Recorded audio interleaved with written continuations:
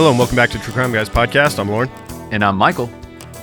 Well, I hope you guys are ready for gruesome murder and some exorcism, which we were talking about before the show started, and we don't think we've done a case with an exorcism of a person. Only homes, which we've done the Hex House case, and we did the Amityville Horror, which we believe in the Amityville Horror they brought in an exorcist to try and exorcise the house and rid of the demons, but doing exorcism of a person is so much more fun, and so many things can go wrong, as we find out in this episode. And there's been so many exorcisms throughout history, and a lot of people think, this is medieval times or this is early 1900s, and no, exorcisms have been still going on, and there's been horrible deaths caused by exorcisms even in the early 2000s and probably even up to now that we just don't even know about. Mm-hmm. It's crazy that we haven't covered any of these. Right. Oh my gosh! But I don't think we've ever covered one where the exorcism was the blame of the murder for sure, right? Seems that way, doesn't it? Yeah. I don't think we've ever studied a case where the exorcism was to blame, or the people who performed the exorcism were partly to blame. Which you see some of that in this case. These priests, man, like they really not finishing the job here. I don't know if they needed to take a break, have some coffee, Gatorade, something. Yeah. Get the thing done. You got to exorcise all the demons. You can't leave a few out, and especially the most important ones. You really can't leave those. You got to get rid of those ones. But the problem is, when you start looking into exorcisms that were complete, a lot of times the person dies. It's like, well, yeah, I guess they are all gone now. You know what I'm saying? Like, yeah, they pushed it to a point where they're like, man, if we keep this guy in here any longer, he could die of some other means. My question, though, is like, how do you choose the order on which demons to exorcise first? Because are they just going alphabetical? Like, I feel like they should be prioritized, like murder, madness. Those should be like 1 and 2. Yeah. I think murder, madness, violence. Yeah, those should be top of the list, priority demons to exercise first. I agree. Right. I agree 100%. And we don't see that here. Maybe, what did they exercise? Maybe like gluttony, jealousy. Yeah, greed. I don't know. We can wait on those. Wait on those, the murder man. one's pretty important. Yeah. Let's not take a halftime break before we exercise murder. Right. Exactly. So maybe not like let them have a breather and a snack before we get to that. Maybe. Let's keep an eye on him. Let's not just send him home.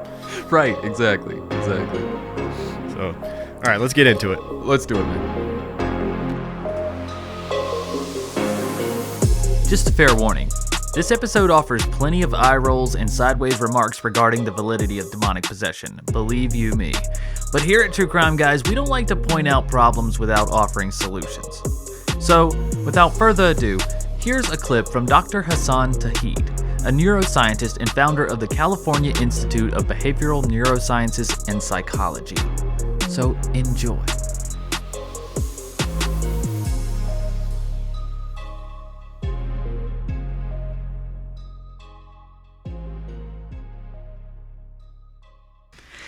The argument in the favor of demonic possession will be refuted if there is a medical illness in which the patient behaves exactly the same way as Annalise did. Oops, real quick. Sorry to interrupt, guys. But the Annalise he's referring to is Annalise Michel, a German woman who underwent 67 exorcism rites in 1976 and ultimately died as a result. She was also the inspiration behind the movie The Exorcism of Emily Rose. And guess what? There is one. The Diagnostic Statistical Manual, DSM-5, by the American Psychiatric Association describes this condition as dissociative identity disorder, DID, previously known as multiple personality disorder. DID is the disruption of identity characterized by 2 or more distinct personality states that could be described or confused in some cultures as demonic possession. But now, we have magnetic resonance imaging, MRI. And we have 2 kinds of MRIs, structural MRIs and the functional MRIs. With the help of the structural MRI, we can see the structure of the brain, and with the functional MRI, we can look at the functionality of the brain, the activity of the brain. A study was published in the American Journal of Psychiatry on female DID patients. It showed that DID patients had reduced hippocampus and the amygdala region of the brain. there was 19.2% reduction in the hippocampal region and 31.6% reduction in the amygdala region of the brain. The hippocampal region is associated with long-term memory, and the amygdala is associated with emotions. This possibly explains that why many DID patients forget one personality while they are under the influence of another personality, or why they have dissociative amnesia. And this also explains possibly why they can be overly aggressive. There are many studies, and the time does not permit us to go into the details of all of these studies. Therefore, I will just discuss some interesting cases of DID. A very interesting case was published in 2015 of a German woman who lost her vision at age 20. She had DID with over 10 personalities, and she remained blind for the next 13 years until during one of her psychotherapy sessions, one of her personalities began to see. As the psychotherapy continued, more of her personalities began to see as well. And by the way, this blindness was not fake blindness. This was confirmed on the electrophysiological studies. Another famous or an interesting case was a DID patient with two personalities. One had diabetes, the other personality did not. And the personality that had diabetes, his blood glucose level used to shoot up under the influence of that personality, and when the other personality took over, the blood glucose level went down. Another interesting case was of the patient, Timmy, who had allergy of orange juice. And when he drank orange juice, his body developed hives. And when the other personality took over, his hives disappeared. I myself have observed a very interesting case of DID, where this disease was confined to just one limb. This patient had DID in one of his limbs, and he believed that it was demonically possessed. He had no control over it, and this hand and this arm used to hit himself. He used to hit himself so bad that his face got deformed. He was diagnosed with DID because he met the criteria for DID diagnosis. Now we have the technology and we have the answers to so many questions. We don't have a permanent cure yet. The only mode of treatment we have is psychotherapy. However, we believe that in the future we will be able to find a permanent cure. However, one thing is for sure, that this is a scientific phenomenon. In the end, I would like to say that when something is scientific, we should consider it as scientific. When something is natural, we should believe it to be natural, rather than believing it to be supernatural or paranormal.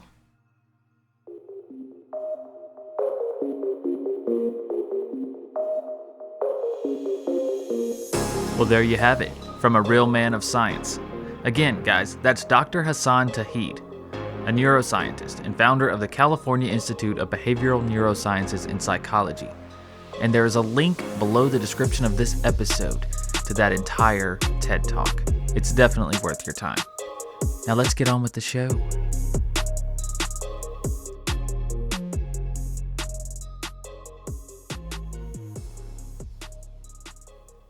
All right, for our case this week, we're going back to England, mates.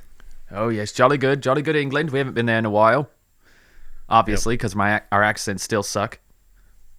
Right. People love it. And if you don't, well, what are you going to do? What are you going to do? It's still an interesting story. This is a crazy exorcism. Yeah, and we haven't really touched on exorcisms in the past, especially if people, mostly because we're admittedly skeptical of the supernatural. We've talked about that at length in the Amityville horror case. We kind of shit all over the concept of there being evil ghosts and spirits in the house and all that. Right. And try to make every excuse for what else it could have been. But there's no doubt that exorcism are a dangerous undertaking that often result in either the subject or the people around the subject being harmed. So there's crimes that occur due to these exorcisms, and it's also hard to take out the concept of a person being under a trance during these. I think there's no doubt that hypnotism is real. Oh, yes. So many people have claimed to have gone under people's power and things like that. I think that's part of this, is like you go into this and also hypnotic state. Yeah, definitely. And also I think people who get pulled into this already have some type of mental disorder or some type of ailment. And then when that disorder is brought to light, right? And then you have all these people around you telling you what this thing is.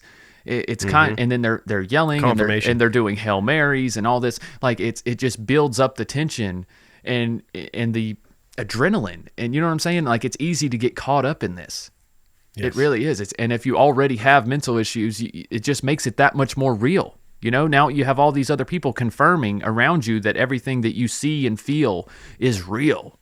It's real. Yeah. And that's how people, I think, get sucked into it. Mm-hmm. Yeah, so this week's case is a prime example of an exorcism gone wrong. I want to say thanks to my buddy Joey for the case suggestion this week. Right on. Thanks, Joey. I've got some information on the history of exorcisms real quick to start this out. This is from lifescience.com, an article about exorcisms. It says, quote, "The Vatican first issued official guidelines on exorcism in 1614 and revised them in 1999. According to the U.S. Conference of Catholic Bishops, signs of demonic possession include superhuman strength, aversion to holy water, and the ability to speak in unknown languages. Other potential signs of demonic possession include spitting, cursing, and excessive masturbation." So, okay. Apparently, I've had some demons all these years. I didn't realize. I was about to say, does every teenage boy have a demon? What the fuck? Just got to keep exercising those demons. Like, Dad, I'm just trying to get them out. Sorry. Along with a handful of Vatican-sanctioned exorcists, there are hundreds of self-styled exorcists around the world. While most people enjoy a scary movie, belief in literal reality of demons and the efficacy of exorcism can have deadly consequences. Yeah, and it might surprise you. Examples. It might surprise you the number of people who do believe in exorcisms. You know what I'm saying? There's still yes. They were very popular during the time that we did this case in the early to mid 70s, and also obviously in the Dark Ages and things like that. But they're still, you know, in little niches around the world. I think they're still occurring. And here's a few examples of ones that have gone wrong, aside from the case that we're doing today. Right. In 2003, an autistic 8-year-old boy in Milwaukee, Wisconsin, was killed during an exorcism by church members who blamed an invading demon for his disability. Oh, in 2003. Yeah, right. 2003, y'all. That is sad. I hope that I didn't look further into this one, but I hope there was justice, you know, as far as whoever was involved in that, killing this boy who was simply just autistic. Oh, who knows what they were doing to him, you know? Oh, I know. Because it reminds me of the times when they used to shock people for being gay and things like that. It's crazy. A lot of times they would starve people. You know what I mean? Because they think if the vessel is weak, then the demons will leave. So they'll make them fast. You know, no food, no water. You're chained up or you're tied down or restrained in some way. Try to find a new vessel. Exactly. If you make this vessel inoperable, then the demon will have to leave. Is their thinking. But in the process, you kill people. People can't go days and days without food and water. I don't care if they have a demon in them or not. It's crazy. Yeah. Then in 2005, a young nun in Romania died at the hands of a priest during an exorcism after being bound to a cross, gagged, and left for days without food or water in an effort to expel demons. There you go. Yeah. There you go, right there. Then on Christmas Day in 2010 in London, England, a 14-year-old boy named Christy Bamu was beaten and drowned to death by relatives trying to exorcise an evil spirit from the boy. Jesus. And see, at 14 years old... So these are examples of, you know, the person having the exorcism done on them being harmed. This case that we're doing today is the opposite. You notice how often it's kids? All three of those cases were young people. I mean, it doesn't say you don't have the nun's age, but it does say a young nun. You know what I mean? And why is it always an 8-year-old, a 14-year-old, a young nun? Like, this is just terrifying, man. It's like almost a reason to get rid of, or there's just inability to deal with these children who are different. Right. And the kids are more likely to believe in whatever the adults are telling them, that they do have these demons that need to be exorcised as well. Oh, absolutely, because they've heard this since birth. Yep. Yeah. Yep. So let's get into this week's case, the Hassaan murder of 1974. Quote, "Of all the incidents in which I was involved in 30 years of police work, nothing affected me like this one. The stupidity and futility of it all, and the complete and utter waste of life, destruction of a family, not to mention the death and other traumas, are far beyond anything else I've ever come across." That's a quote from retired police constable Ian Walker, who worked the Hassaan murder case from 1974.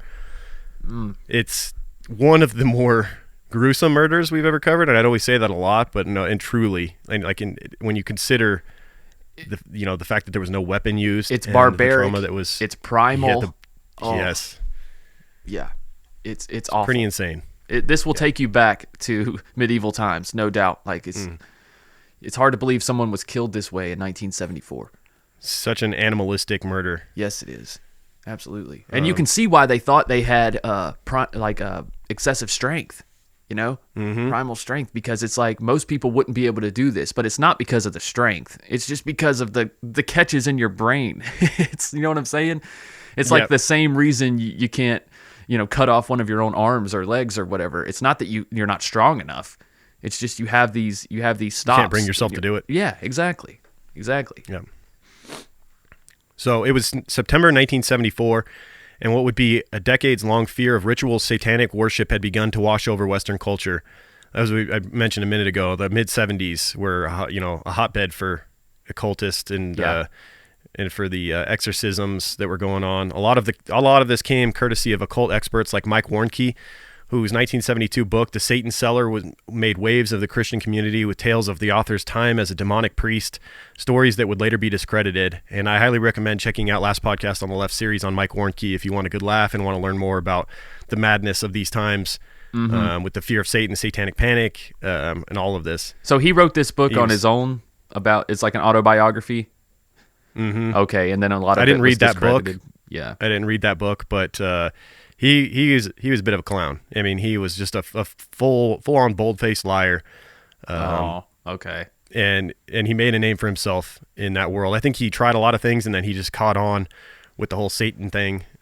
Just good timing. A demonic priest, and had all these crazy stories that were later found to be lies. And he's an interesting dude. Yeah, I'm gonna have to check that out. Yeah, so there was that, and then there was the classic film The Exorcist, of course, that came out in 1973. Oh, of course. Your mother sucks cocks in hell. Yeah. This is like the beginning. This is like priming everybody for that 80s satanic panic, isn't it? This is just right. Yeah, this is like the start of the climb of all this shit becoming popular and people just losing their minds over the satanic panic shit. All of Western culture. Yeah, and due to these new influences in 1974, charismatic preaching was becoming more popular. It was seeing a bump in popularity, and that leads us to this week, to the case that we're covering this in the small town of Ossett in West Yorkshire, England. It's a quiet, sleepy market town with a modest population of around 21,000, and it's one of the last places where you'd expect a sensational, bloody, horrific murder as well as alleged demonic possession. And an exorcism to take place, but not really, because the devil is everywhere, of course. Yeah, actually, we have tons of small town killers. I mean, look at Ed Gein. Look at the shit he did in that little town in Wisconsin. Like everybody knew him. Yeah, it don't matter the size of your town. I think a lot of times... I almost feel like you're more likely to have the demonic possession and the exorcisms and stuff go on in a small town because they're just bored. Well, in a big city, there's too much going on to be focusing on one person's demons. Well, and if the ones you do have in the big city, they just don't make the news like the small towns, because the small town, that is the news. You know what I'm saying? Like that is the only thing that's going on. They don't have, in a big city like New York or Chicago, you think of all the Catholic churches they have on every single corner, man, out there. Oh, that shit's happening out there too. It's just you just don't hear about it because it's not news. Like you say, there's other shit going on. Yeah. So within that small town of Ossett in England lived the Taylor family. The Taylor family called the Ossett district of Havercroft their home in 1974. Their family consisted of a 31-year-old patriarch named Michael Taylor, his wife Christine, and their 5 children, also a family dog. Michael was born September 21st, 1944, and shares a birthday with Stephen King, Bill Murray, and Alfonso Ribeiro. Wow. What a crew. Stephen King, it's a very Stephen King-esque story here. Oh, I know. That's what I was just thinking. I was just thinking that. It's kind of perfect. Yeah, I could see Bill Murray in here, too. And then you got, of course, Carlton. Of course, Carlton. How could we not have Carlton with us? Of course. Alfonso Ribeiro, man. I you know what? I've grown to love him because we, as a family, we sit down and watch Funniest Videos every week. It's one of the shows that, my whole family can sit down and really enjoy. He's a great host. I have a 3- and a 5-year-old. Yeah. Yeah, and he's definitely a great host. And rest in peace to the original host, Bob Saget. So it was kind of a bummer to see that he passed away. That's right. Yeah, I couldn't believe that. I thought it was like one of those I thought it was like a spoof. It was like, you know what I'm saying? Like, I feel like Bob Saget's one of those celebrities that people have been saying would never die, right? He seemed like he would just go on forever. He was like everybody's best friend. Well, not only that, but I feel like he's had quite a few fake deaths. You know how people be doing that from people on the internet? I feel like years ago, for some reason, maybe I'm mixing him up with another celebrity, but I feel like there's been a couple Bob Saget fake deaths. And so I thought maybe this was just another one, especially since people were dying, and he doesn't seem that old to me. Yeah, he's not. I mean, he's not old enough to be dying yet, for sure. What was he in his early 60s? I would say he's probably in his mid to late 50s. I'm not sure, but that would be a guess. That's it. Oh, wow. Maybe, I don't know, maybe early to mid 60s. I don't know. He's been around a long time when you think about it. It's like, fuck. He was the host of the funniest videos in the early 90s. Full House, dude. 30 years ago. Danny Tanner. Yeah, Full House as well. Classic. Yeah. Granted, he was a young man then, so I bet he was early 60s. But yeah, rest in peace. It sucks. Like, people were like, man, I was just at his show that night. You know, he was at the hotel room after the show. He's been posting on social media and stuff, and all of a sudden he's just gone. It's crazy. Wow.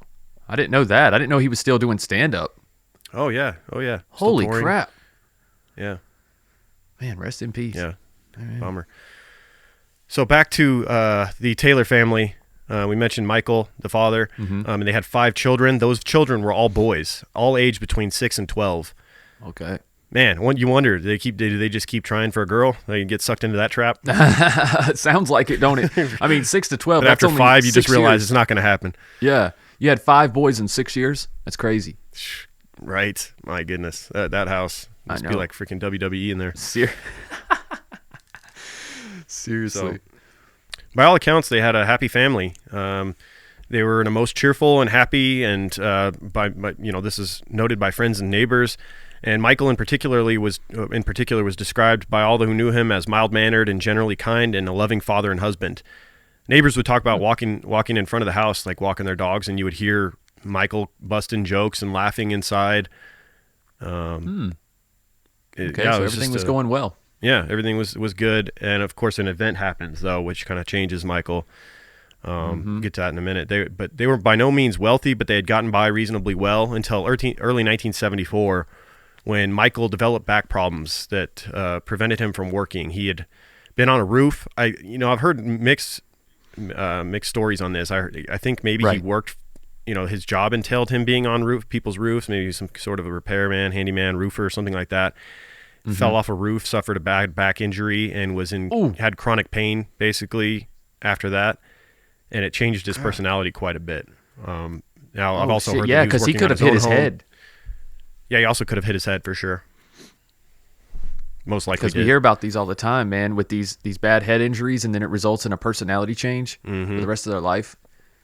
It's weird, right? It's crazy. Like a roll of the dice when you get a bad head injury. Sometimes people become ultra successful after they have a bad head injury. It's weird. Like they get the better side of their personality comes out. They're like fun and like spontaneous, and other people, they're more impulsive, get angry all the time and depressed, and it's weird. The brain is very fickle and complicated. Yes, it is. We have no idea what's going on up there. Yeah. But nonetheless, the fact that Michael couldn't work anymore put financial strain on the Taylors, and he started having sporadic behavior, as well as his employment inconsistencies seemed to have led to a period of depression for Michael. He had gotten a job as a butcher, which is weird because it's a skill he would later use in a less traditional way later in the story. Yeah, you can imagine. Yeah. Although they lived within a few miles of multiple churches, the Taylors never really found the time to attend church, and this was in a highly religious town. Ossett was a very religious town. Everybody went to church, and it was a frowned upon thing for a family not to attend church. So when Michael was going through a hard time, a friend of his decided to convince him to start going to a weekly prayer meeting. This family friend managed to persuade the Taylors to attend his fellowship meeting by assuring them that the fellowship's gatherings differed considerably from the stuffy, boring services offered by traditional churches. So this is a different vibe. It's more fun. You'll like it, is what his friend's telling him. Right. It's more fun. It's more intense. It's exciting, but it's also more supernatural and more involved. And this is what we would call, I think, in the States as a Pentecostal church, a charismatic Pentecostal, where there's running around, there's screaming, there's jumping over pews, there might be snake handling, there's flag Maybe some waving, speaking in tongues a little bit. There's definitely speaking in tongues. Multiple people speaking in tongues. You can't understand shit. Right. I've been to these churches. I've been to them, and it's like, even if you're on the outside looking around, it's like something kind of wants to take you over. Like, you feel it, but Yeah. I don't think it's not really anything spiritual. It's the same to me. It feels like the exact same thing as being at a concert where everybody is vibing. Everybody feels the same thing. Maybe it's a song that everybody knows, and you feel like you're part of a big spiritual thing that's going on because you're all connected and on the same page. And these charismatic churches, they take that and times it by like 100. Right? And then you also have people all around you, and they're praying for you, and they're hollering, and it's insane. But I can obviously see how someone would get caught up in it, especially if you're at the end of your rope. You know what I mean? Like, this power, you want to believe in it. You're like, this power, if I just speak, if I just believe it, then this shit could take me over and change my whole life. And with the way that people are acting around you, when you have, 50 to 100 people all quote unquote feeling this spirit and being consumed by it, you're like, how could this not be real? Exactly. All these people feel it? All of these people? Mm-hmm. It's like you almost think something's wrong with you if you don't feel it. It reminds you a lot of Jim Jones's churches back in the day. Absolutely. Jim Jones would absolutely People's be Church. Considered a Pentecostal church. Absolutely. Yep. Yeah, and he also had some trickery involved, bringing in what did he bring in, like chicken hearts, and try to act like he was removing cancer from people and stuff like that. Oh, yeah. Yeah, they do the healing stuff too. There was a lot of a miracle healing, I'm sure, going on at this church as well. Yeah. So the charismatic Christians to whom his friend was referring to focused heavily on the more supernatural aspects of the Bible. They believed in and practiced faith healing. They sang upbeat Christian music as opposed to droning church hymns, and they felt that their gatherings were generally more energetic and exciting to those of the other Christian organizations. So the Taylors agreed to visit the charismatic Christian fellowship, where Michael Taylor, for the first time, met a woman that would change his life, Marie Robinson. Marie Robinson was an engaging and charismatic 22-year-old woman who was the unofficial leader of the fellowship. She was a pretty young woman. Yes, she and was. Had that thing about her, man. She could have been a cult leader herself, it sounds like. Yeah, yeah, she is. You have a picture of her here in the timeline, guys. Yeah. Definitely check, and we'll link it. But yeah, she's a very beautiful person. You could tell her smile is very attractive. It's very alluring. Mm-hmm. You know what I mean? I'm sure she was an amazing leader in this church. Perfect type of person you'd want up front. Yep. And Michael became immediately enamored with her. At first, he just threw himself into the prayer group, going to every meeting and all functions they held. And it seemed as though this place made him forget about all his problems. He didn't feel his chronic pain anymore. He, would forget about the fact that he couldn't find work and things like that. And it's just, when he was there, he felt good. That's all he knew. And that's why he wanted to spend every moment he could at this prayer group, in the presence of this young Marie Robinson. And part of it could just be his infatuation with her as well. Oh, absolutely. Oh, absolutely. And also the peace of mind. You know what I mean? Everyone's telling him here that he's a child of God. Things are going to get better. And then in the real world, he's hurt. He ain't making any money. His family's getting poorer. Yep. See what I mean? Mm-hmm. But here in the church, it's not your fault. It's not your fault. It's the devil. It's the devil working against you. Yeah. So of course you'd want to be in that comfort where everyone is patting you on the back and feeding to your emotions. Absolutely. So Michael quickly fell deeper into Marie's teachings, attending meetings where group members were exorcised and demons were cast out into what they called, quote, the power of God. Michael quickly and somewhat suspiciously developed the ability to speak in tongues, much to the chagrin of his wife. Can you imagine you've been with someone for a long time, you've had 5 kids with them, and all of a sudden they're just speaking tongues, and you're like, where did this come from? Exactly.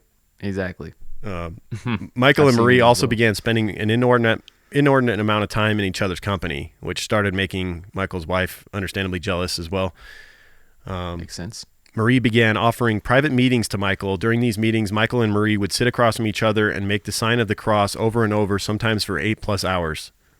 Jesus. That's commitment, man. See, 8 hours though? What's crazy is his condition was getting worse though, when you really think about it, like to the point where he ends up having to have an exorcism, Right. Of course, because these things inside him now have a name. Yeah. And now that's feeding this inside his brain. Not only are they real, the feelings that he's feeling, but now they have a name, and he has a reason to be acting crazy like he's acting. Mm-hmm. You've just justified it to him. Yeah. To his subconscious brain. So they believed that by, sitting and doing the sign of the cross over and over for 8+ hours, that by doing this, they would nullify the evil power of the full moon.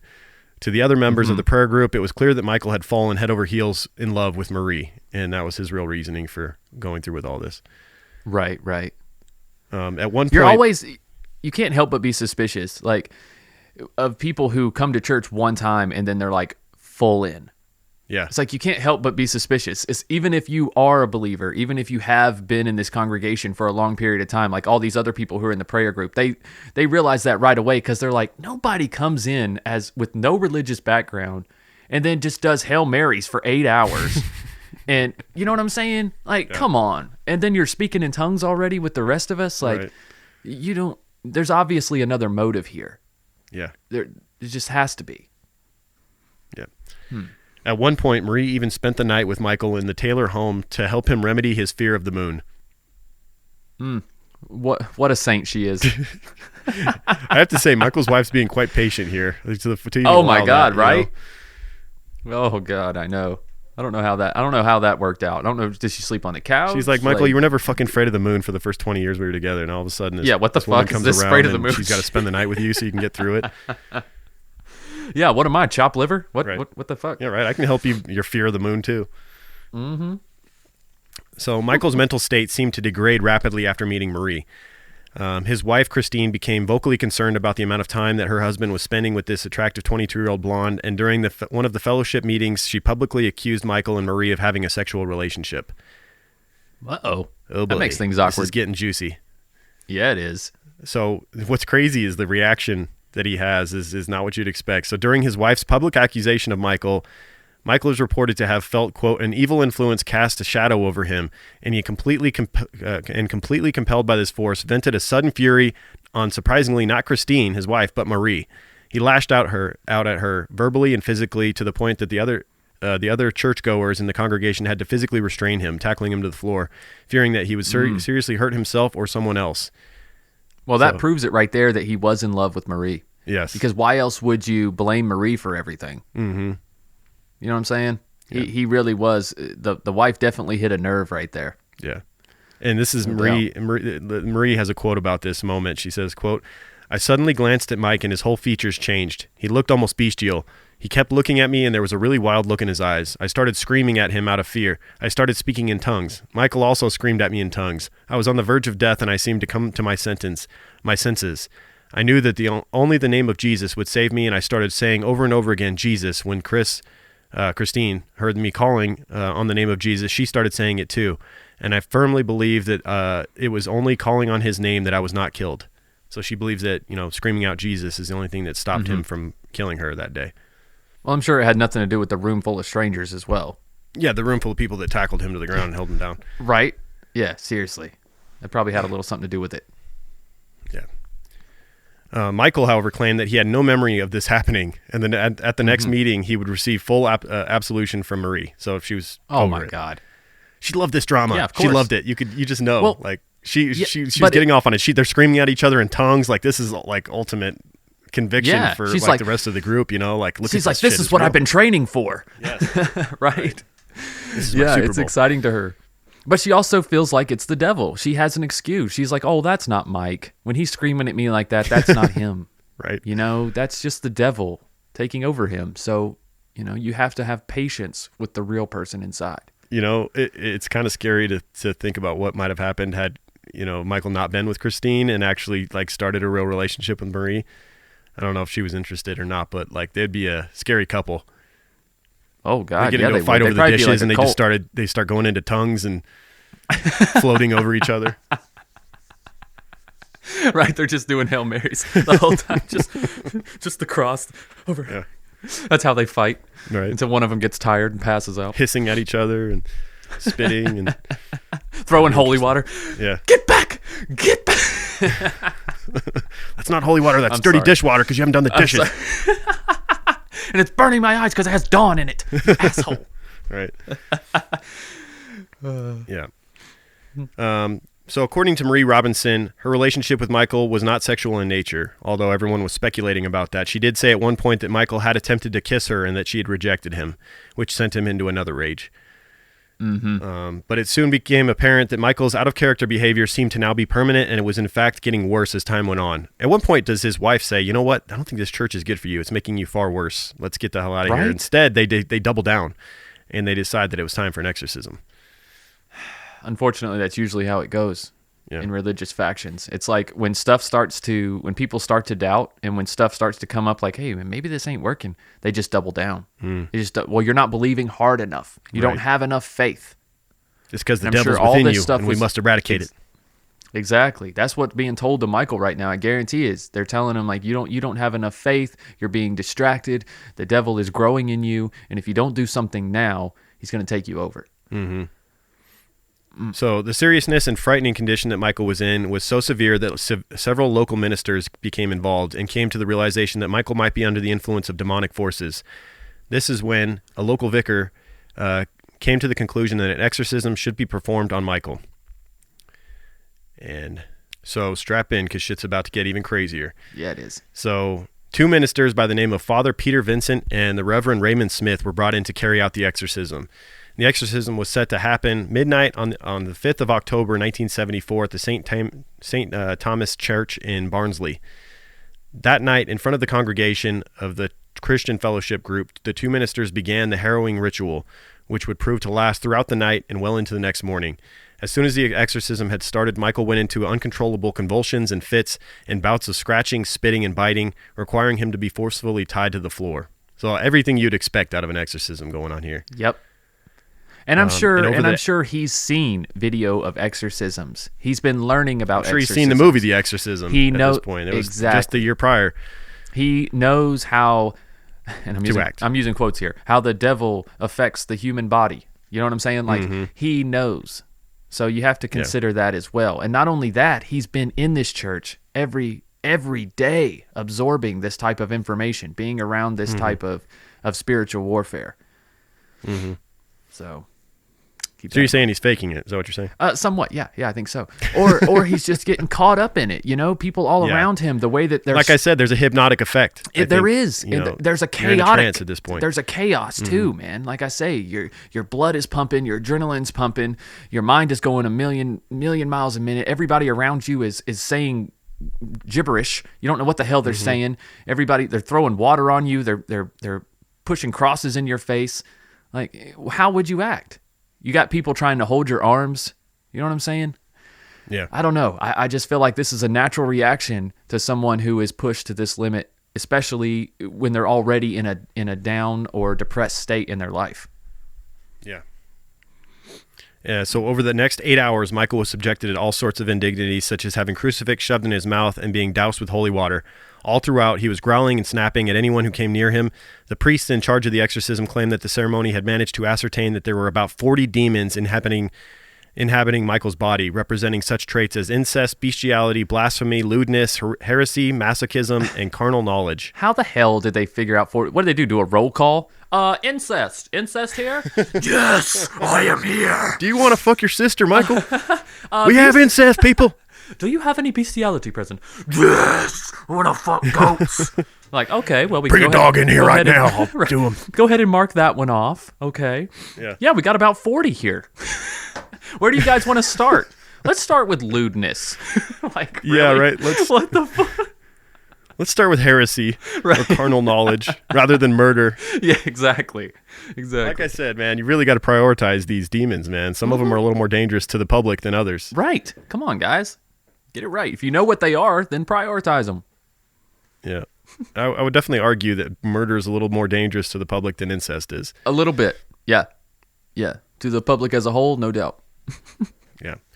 So as one can imagine, these alleged demons did not go easily from Michael, each one having to be reportedly dragged out, kicking and screaming. After 8 hours of this, by 8 a.m., October 6, 1974, the priest carrying out the exorcism could no longer continue through exhaustion. So they take those demons are heavy, really bro. Unfortunate break. I'm sorry, this part is just almost unbelievable to me. Like almost?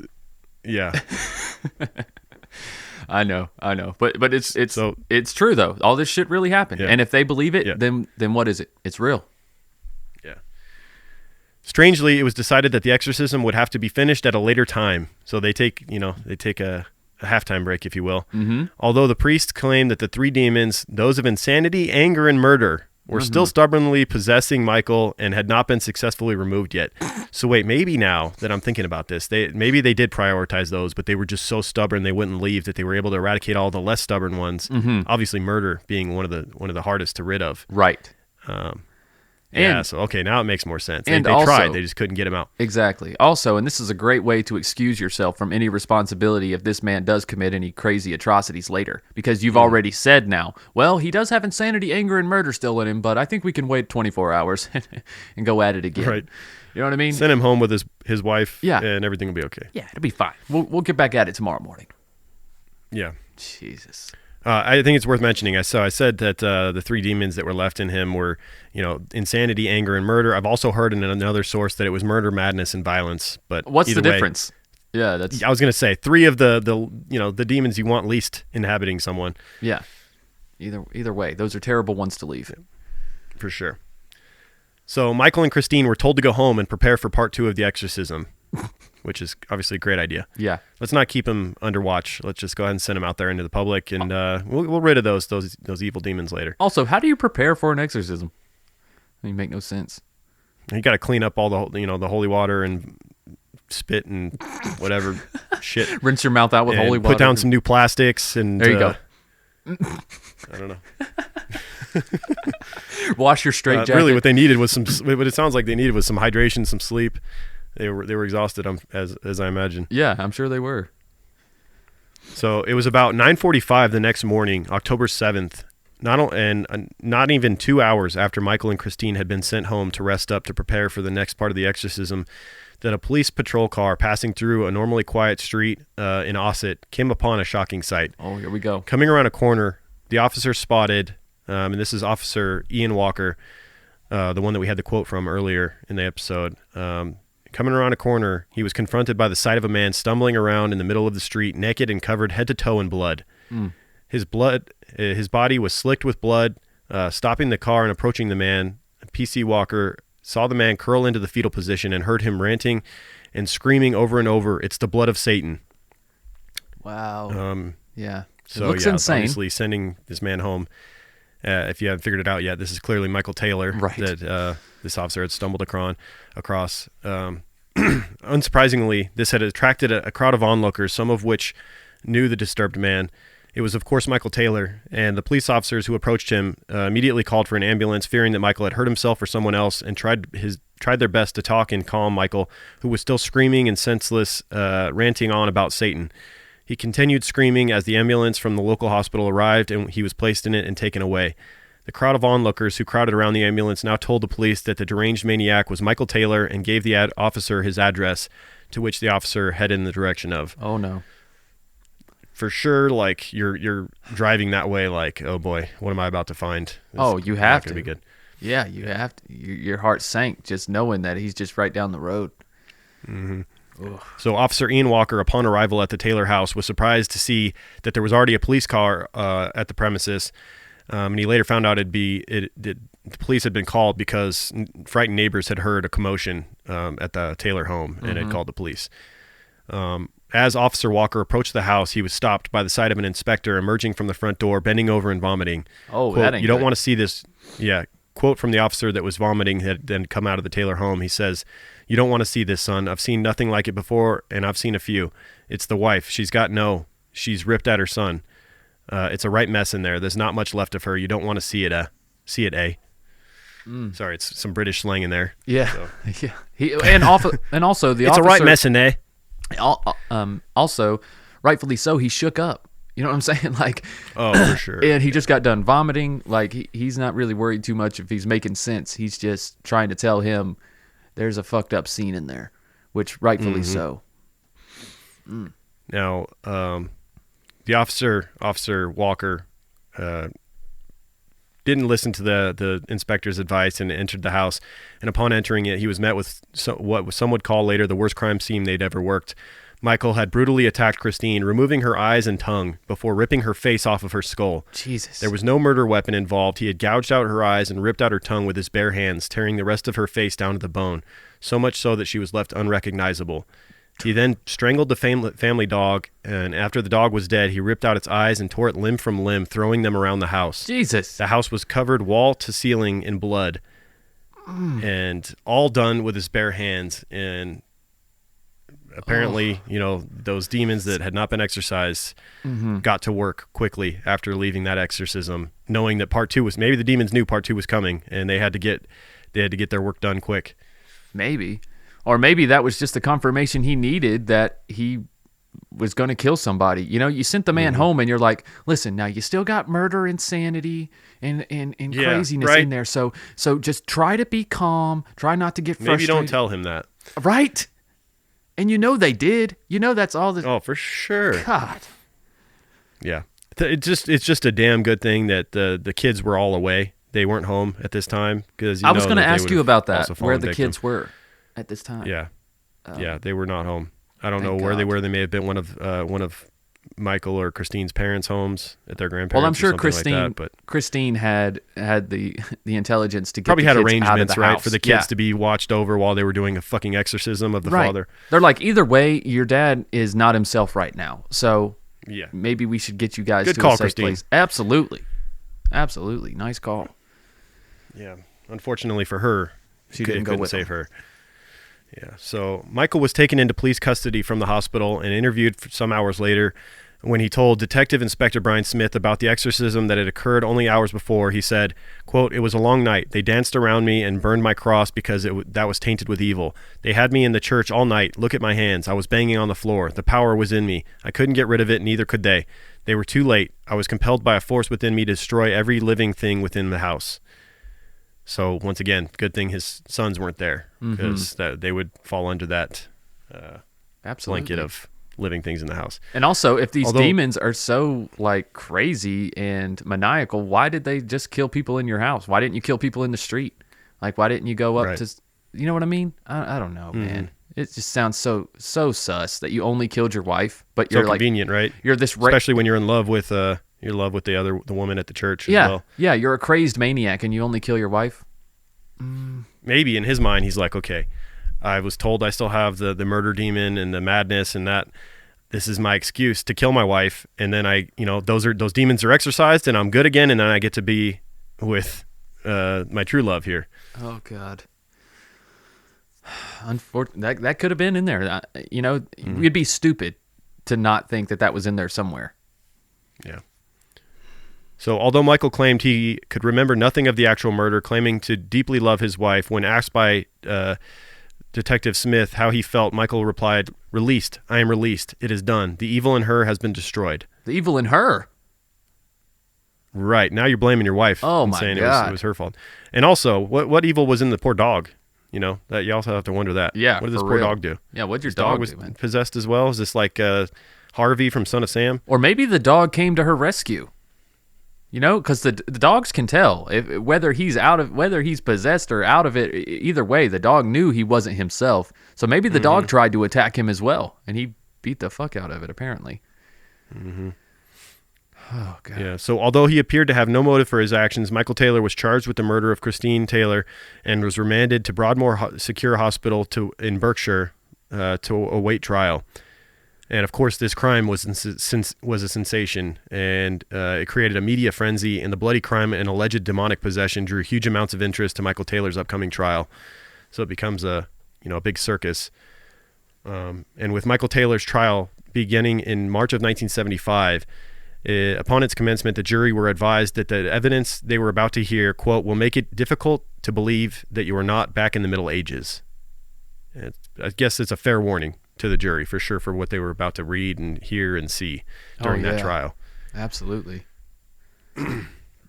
Neither prosecution nor defense denied at the trial that Michael Taylor had severe mental issues. Michael himself testified, again claiming that he had no recollection of the actual killing, that he had deeply loved his wife and been under the control of evil supernatural forces, and that he had suspected Christine had also been possessed by demons.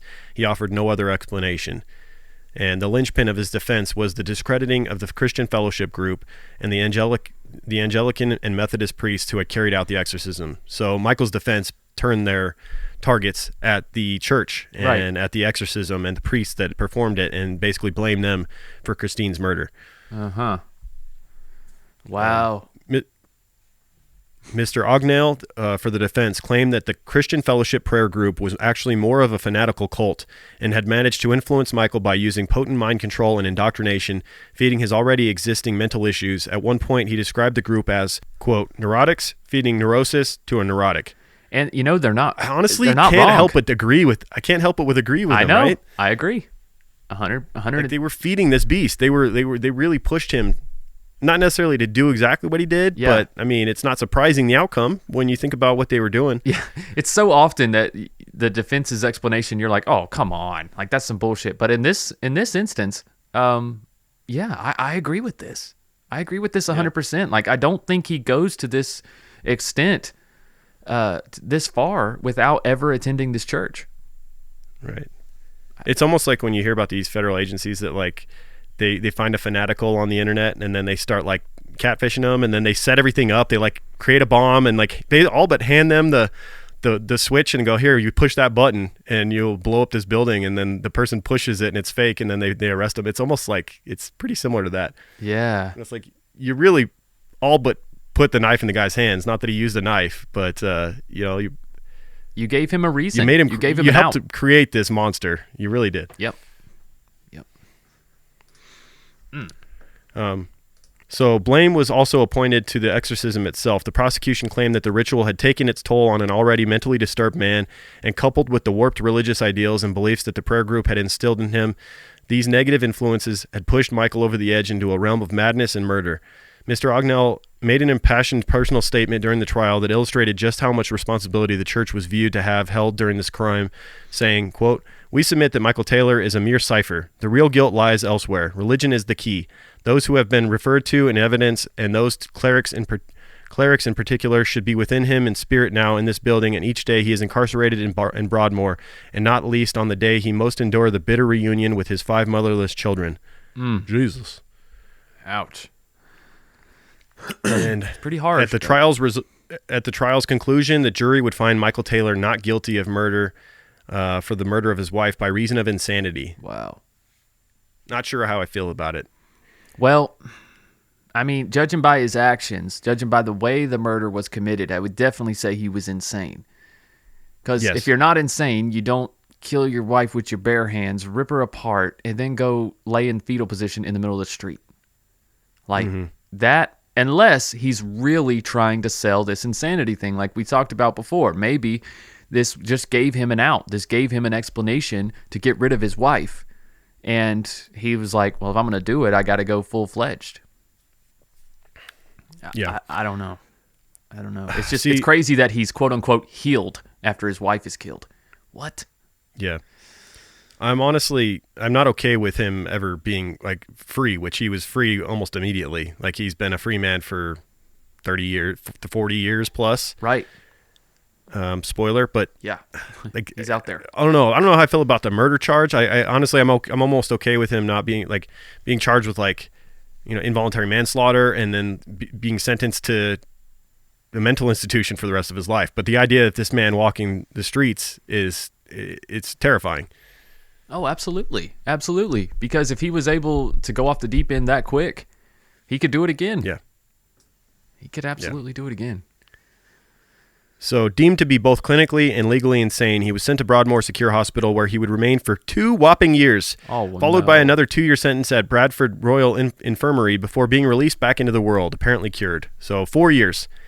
Wow. For ripping his wife apart with his bare hands, as well as his dog, and throwing it limb for limb around the home. Yeah. But he got those demons out when he did that, I guess. Oh, so good. he's really kind of a safe person to have around. Yeah, there you go. Good with the bad. Way to look on the bright side. So the aftermath of the trial was a public outcry over the use of exorcisms within the church, and indeed became the last recorded exorcism to be carried out by the Anglican Church. Not the last to be carried out by any means around the world, but by that particular church. Right. Supposedly. I mean, what they do behind closed doors at night, who knows? But as far as their public image goes, I doubt they stopped doing that shit just because of this. Me too. I just hope they're more cautious now. Yeah, exactly. Maybe look into your victim, the person who is possessed, quote unquote. Maybe look into them a little closer next time. Maybe stay with them a little bit longer. Make sure they have people with them to watch over them during this healing process, if that's what you're going to do. Yeah. I think they probably just didn't want to take responsibility for anything else. They were like, whoa, we were too close to being responsible for this murder. We don't want to touch this shit anymore, at least not in the public eye. Right. What's different is what's interesting is we have a totally different outlook between the two priests that carried out this exorcism.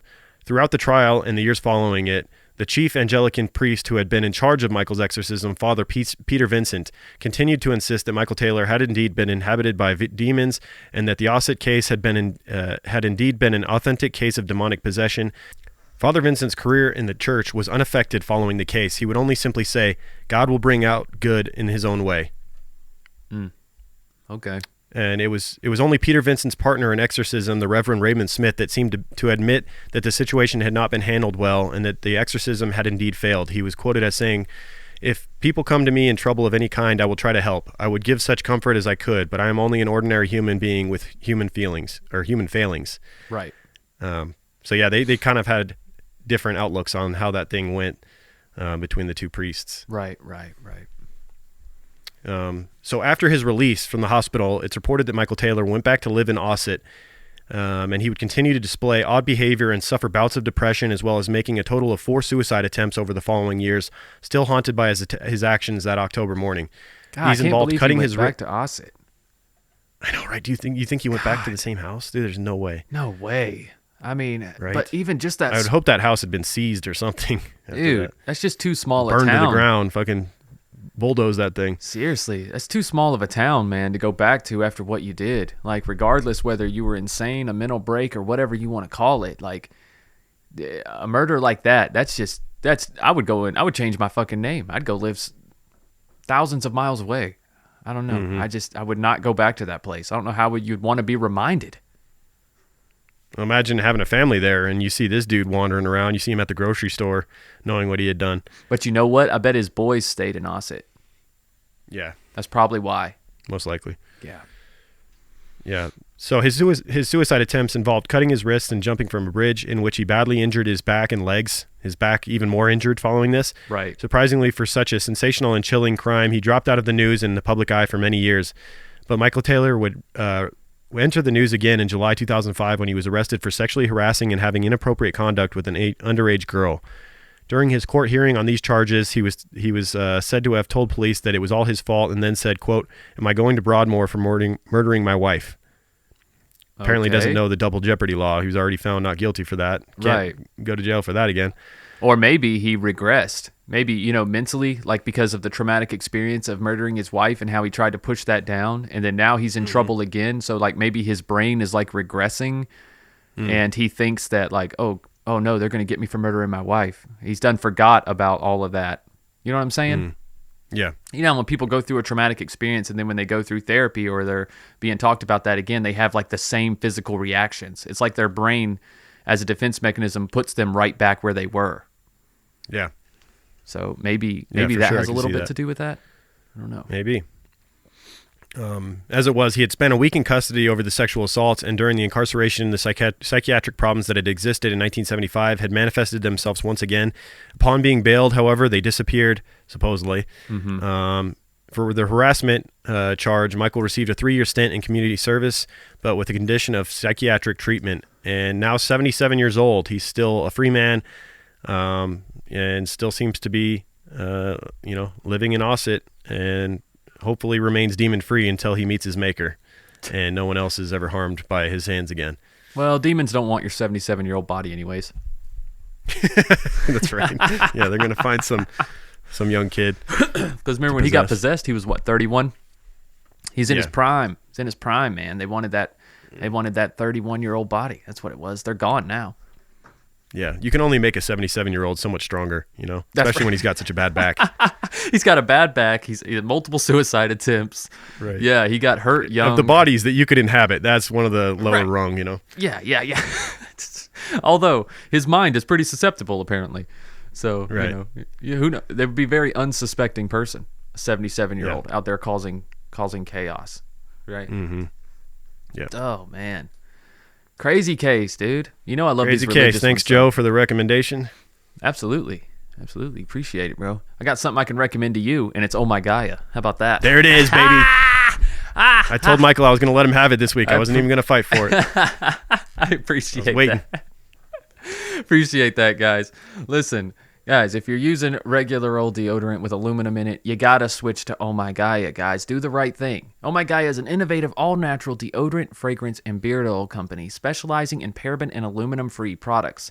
Their innovative line of deodorants inhibit the growth of odor-causing bacteria while maintaining effectiveness. And at Oh My Gaia, they use only all-natural, paraben, and aluminum-free organic ingredients. Guys, you have to check it out on ohmygaia.com. There's tons of scents to choose from.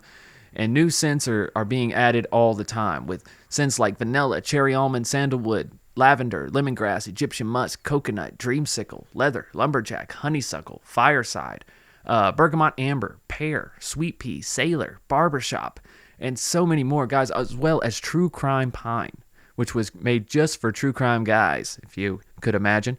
And you can get that at ohmygaia.com and get 15% off your order because you're True Crime Guys listeners if you use the code CREEPER. That's CREEPER for 15% off your order at ohmygaia.com. That's ohmygaia.com. And you can also find Oh My Gaia on Instagram at shop_ohmygaia. Guys, you won't regret it. Go give them a follow on Instagram. Stay up to date on all the new Oh My Gaia releases and discounts and whatnot. And start putting some healthy stuff in your pits, man.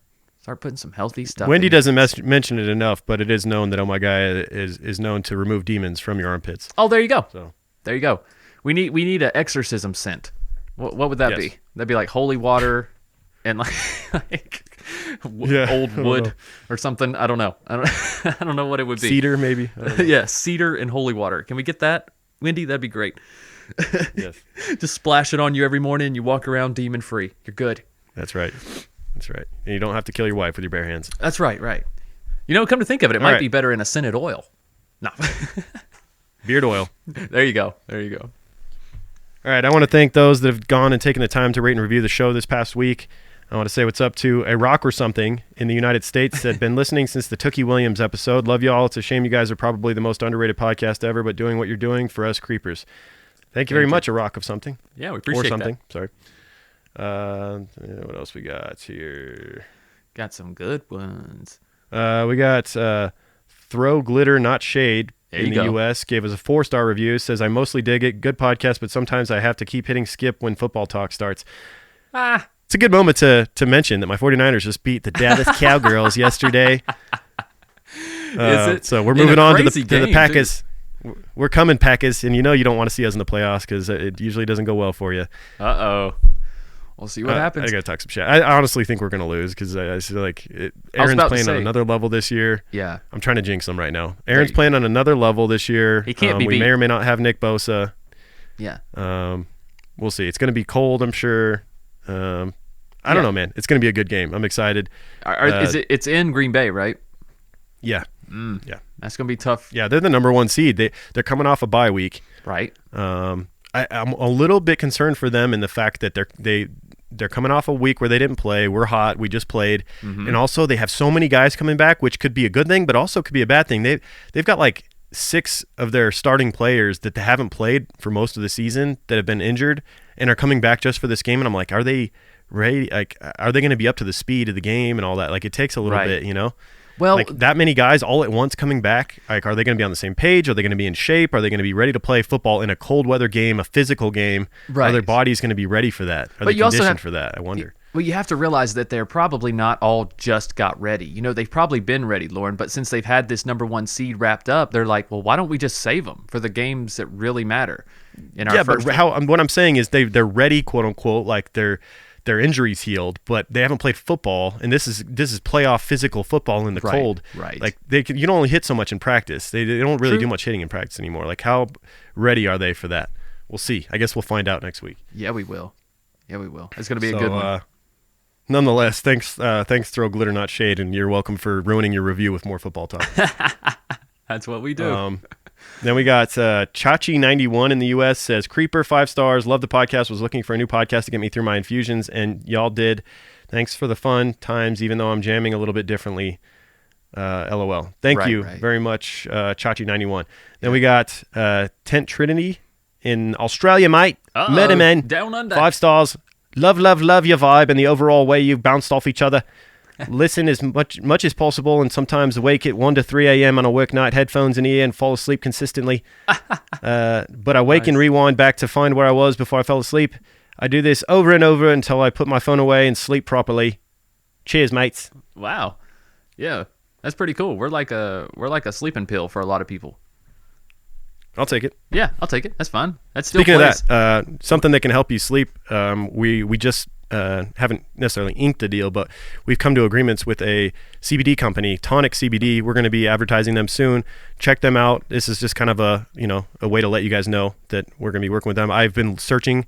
I went out of my way to try and find a CBD company because I'm a firm believer in CBD, and it helps me with, shout out to Michael Taylor, my chronic pain in my neck, not my back, but my pain in my neck, and also I have occasional anxiety issues, and CBD has helped me tremendously. So I've been searching for a high quality CBD company, reached out to Tonic CBD. They responded right away. They're sending us a package. I can't wait to try it. Right. And we will be advertising them soon. So check them out on Instagram and stuff like that. Go give them a follow. That's right. Check out their products. Soon we will have the code word Creeper to get 20% off with Tonic. I'm not sure if that's in action yet. So don't you could try it, but don't expect it yet. But we will more on that. But upcoming. if you do, and if you do go give them a follow, leave them a comment or leave them a message. Tell them True Crime Guys. Yeah, let them know. Yeah, tell them where you heard about it. We appreciate that very much, guys. And if you're looking into CBD, give us another week or so before you make your decision. Until we kind of got this deal worked out, and definitely give Tonic a try. Yeah. And we'll be advertising them, I'm guessing, starting in 2 weeks, since we have a Patreon episode next week. That's right. Yep. So that's a good time to segue into our Patreon. Patreon.com/TrueCrimeGuys. $2 a month gets you access to all of our premium episodes that we do once a month. Next week will be that. Next week's episode can only be heard on Patreon, and $2 a month gets you access to all of those. If you want to get even more content, more True Crime Guys, $5 a month gets you access to our Just the Banter that we do every week. This past week's episode was like an hour and 20 minutes of just us hanging out, me and Michael, talking stuff other than true crime. People send us questions, hypotheticals, all kinds of stuff, and it's just more content. So, and that also gets you the Gold Creep Van sticker, very prestigious as well. So that's right. Lots of content over there. Great way to start your weekend with JTB. Every Friday night, man. On your way home from work, you can tune into some JTB, get your weekend started right, get some laughs. All right. This is right. So what else? Oh, and if you're already a patron of True Crime Guys, you're caught up on all that TCG stuff. Also check out our other shows, Strange and Unexplained. Wherever you listen, new episodes come out every single Monday, where we tackle unsolved, missing persons, strange phenomena cases. You can just search True Crime Guys in your player, and you can find Strange and Unexplained wherever you listen, guys. Go. Even if you haven't made it through the True Crime Guys library, go check it out. Go subscribe. Listen to an episode, leave a rating on Spotify, as well as for True Crime Guys. If you haven't rated on Spotify and you listen, please do. It's a great way to help the show and just kind of spread the True Crime Guys productions around, guys. We want to keep you guys entertained all week, and we're damn near getting there. That's for sure. Yep, absolutely. So much content for you guys. Absolutely. All right. Anything else? That's it. We'll see you guys next week on Patreon only. Yes. Other than that, all of you freeloaders, we love y'all. See you the following week for another series of 3 freeloader episodes. That's right. So keep creeping. See you next week. Keep creeping, guys. True crime guys, in the desert we like a mirage. It's okay if you clicked on us cause you thought we was True Crime Garage. Now we ain't mad at you. Sit down, let us talk at you. I'm talking to the creeper army. We out here making murder. True crime guys, in the desert we like a mirage. It's okay if you clicked on us cause you thought we was True Crime Garage. Now we ain't mad at you. Sit down, let us talk at you. I'm talking to the creeper army. We out here making murder charming. You hush your mouth, boy.